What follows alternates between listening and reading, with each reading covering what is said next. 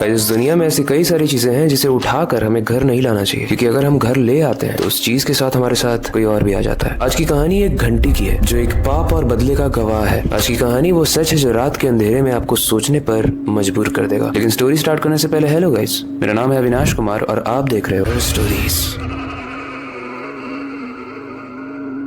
कहानी शुरू होती है एक शहरी कॉलेज स्टूडेंट राहुल से। राहुल छुट्टियां बिताने के लिए अपने गांव आता है। एक ऐसा गांव जो बहुत ही सुकून में रहता है, बहुत ही शांत रहता है, लेकिन अंदर ही अंदर एक रहस्य भी छुपाए हुए है। राहुल के दादाजी ने एक दिन उससे कहा, बेटा इस गांव में तेरे को जहाँ जाना है तू जा, लेकिन उस पीपल के पेड़ के पास मत जाना, वहाँ एक चुड़ैल का बसेरा है। राहुल हंसा और बोला, दादाजी ये सब पुरानी बातें हैं, आप थोड़े से कूल बनो, ये सब क्या पुरानी बातों पे बिलीव करते हो, ये कोई चुड़ैल उड़ैल नहीं होती है। अब राहुल भले ही इस बात को मजाक मानता हो, लेकिन गाँव वाले इस बात को मजाक नहीं मानते थे। कहते हैं एक लड़की को उस जंगल में जहाँ पीपल का पेड़ है, उसी पेड़ पर चुड़ैल समझकर जिंदा जला दिया गया था। पुराने के समय में ऐसा होता था। तब से वहाँ पर जो भी गया, स्पेशली इस गाँव से, कुछ लोग तो वापस नहीं लौटे और कुछ लोगों की मौत अजीब तरीके से हुई। कुछ तो पूरे तरीके से उसको देखने के बाद पागल भी हो गए। लेकिन यू नो व्हाट, आज की जनरेशन कैसी है। एक दिन राहुल का दोस्त पंकज उससे मिलने आता है। राहुल ने पंकज से कहा, चल उस जंगल का राज खोलते हैं, देखते हैं आखिर सच क्या है, और कहीं ये गांव वाले और हमारे दादाजी हमको पुरानी बातें तो बस नहीं बता रहे हैं, सिर्फ डराने के लिए ताकि हम जंगल में ना जाएं। पंकज ने शुरू में तो मना किया, उसे ये सब सही नहीं लगा, लेकिन राहुल की जिद करने के बाद वो मान गया और दोनों जंगल की तरफ चल दिए। जंगल में घुसते ही एक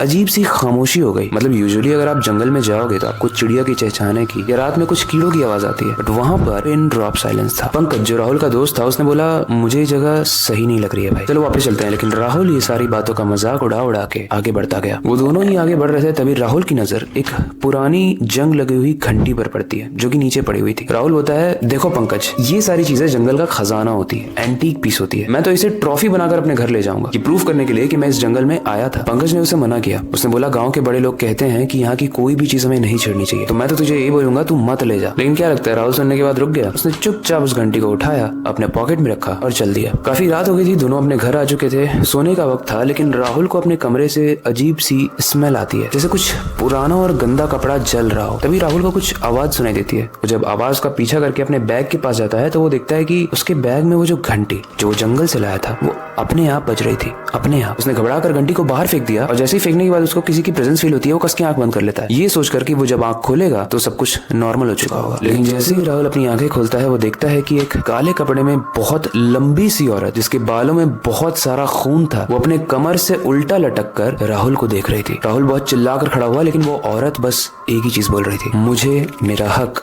वापस दो। राहुल सीधा भागकर पंकज अपने दोस्त के पास गया और उसने सब कुछ बताया कि उसके साथ अभी क्या हुआ। पंकज ने बोला, ये तो बहुत स्ट्रेंज चीज है, लेकिन मैंने सुना है कि यहाँ गांव के जो तांत्रिक हैं वो ऐसी प्रॉब्लम्स को सॉल्व करते हैं, चलो उनके पास एक बार चल के पूछते हैं। अब उस तांत्रिक बाबा ने राहुल की बात सुनते ही उसे एक कस के चांटा लगाया और बोला कि ये तूने क्या किया, तुझसे बहुत बड़ी गलती हो गई है, तुम उस चुड़ैल की निशानी ले आए हो। हर चुड़ैल की एक निशानी होती है जो अपने एरिया में वो फेंक कर रखती है, और वो घंटी इसी चुड़ैल की निशानी थी। जब तक उसे वो चीज वापस नहीं मिलती है वो तुम्हारा पीछा करती रहेगी। लेकिन राहुल पूछता है कि मैं परेशान इस चीज से हूँ कि हम वहाँ बस एक्सप्लोर गए थे, ये सब होता है कि, और अगर ये सब होता भी है तो इस चुड़ैल की कहानी क्या है। बाबा बताते हैं, एक समय एक लड़की हुआ करती थी जो कि बहुत ज्यादा गरीब थी। उसके पैर में एलिफेंटियासिस नाम की एक बीमारी हुई थी जिसका पुराने समय में कोई सोल्यूशन नहीं था। वो अपनी हालत से परेशान थी, खाने के लिए पैसे नहीं थे, पहनने के लिए कपड़े नहीं थे, तो फटे कपड़े में और उसी अपने हाथी पैर के साथ वो किसी के घर में गई, कुछ चुरा कर भागने लगी। लेकिन जब घर वालों को पता चला तो उन्होंने हल्ला मचा दिया, और गाँव वाले उसका पैर देखकर ये सोचते हैं कि वो एक चुड़ैल थी। वो सब उसे मार मार कर बेहोश करते हैं और उसे ले जाकर एक पीपल के पेड़ में बांध देते हैं और वहाँ पर उसे जिंदा जला देते हैं। वो घंटी उसकी छोटी बहन ने उसे दी थी, और जिस दिन वो खाना चुरा रही थी वो भी थोड़ा अपने लिए और थोड़ा अपनी बहन के लिए था। लेकिन अनफॉर्चुनेटली उस दिन सिर्फ उसको नहीं, उसकी बहन को भी जला दिया गया, ये सोच के कि दोनों एक ही खानदान के हैं, दोनों ही चुड़ैल हैं। वो दोनों तो जल गए, लेकिन वो घंटी वहाँ रह गई और तुम वही घंटी उठा के लाए हो। बाबा ने कहा, इसका कोई एग्जैक्ट सोल्यूशन तो नहीं है, लेकिन तुम जो घंटी उठा के लाए हो उसे वापस से वहीं पर रख के आ जाओ, यानी उसी पीपल के पेड़ के नीचे उस जंगल में जाके। बाबा ने बोला, ध्यान रखना जब तुम वहाँ पर जा रहे हो तो रात का समय ना हो। अगली सुबह राहुल और उसका दोस्त पंकज उस जंगल में जाते हैं उस घंटी को वापस रखने के लिए। राहुल उस घंटी को उठाकर उस पेड़ के नीचे रखता ही है, तभी बहुत तेज से हवा चलती है। हवा का रंग थोड़ा थोड़ा सा काला था और बहुत ठंडक थी हवा में, जैसे कोई आ रहा हो, कोई अजीब आ रहा हो। राहुल जैसे ही राइट देखता है वो देखता है कि एक औरत की छाया इस पेड़ के पास थी। उसने राहुल की तरफ देखा और एक हल्की मुस्कान के साथ गायब हो गई। इस इंसिडेंट के बाद उस चुड़ैल ने कभी भी उसको परेशान नहीं किया। गाइस, ये कहानी क्रीपी तो थी बट उससे ज्यादा दर्दनाक थी। पहले के जमाने में ऐसे बहुत सारे इंसिडेंट्स थे क्योंकि लोगों को ये अंडरस्टैंडिंग नहीं थी कि जो बीमारी हमें भद्दी दिख रही है वो है तो बीमारी ही, जो भी हो उस लड़की और उसकी बहन के साथ जो भी हुआ वो काफी ज्यादा दर्दनाक था और इंसानों को ये सोचना चाहिए किसी भी चीज को जज करने से पहले। पहले आपको ये कहानी कैसी लगी, इससे रिलेटेड कोई भी फीडबैक हो आप कमेंट सेक्शन में जरूर बता सकते हो। आपके पास अगर कोई आपके इंटरेस्ट का टॉपिक है जिस पर हम वीडियो बनाए तो आप कमेंट में बता सकते हो, हम उस पर वीडियो लाएंगे क्योंकि हम आपके कमेंट्स पढ़ते हैं। बाकी वक्त आ चुका है इस स्टोरी को एंड करने का और नई स्टोरी पर काम करने का, लेकिन जाने से पहले मैं बस एक ही चीज कहना चाहूंगा, अपनी क्यूरियोसिटी को डाई मत होने देना, नई चीजें सीखते रहना, अपने बेड के नीचे और खिड़की के बाहर जरूर देख लेना कहीं कोई छाया तो नहीं मंडरा रही है। मिलते हैं अगली वीडियो में।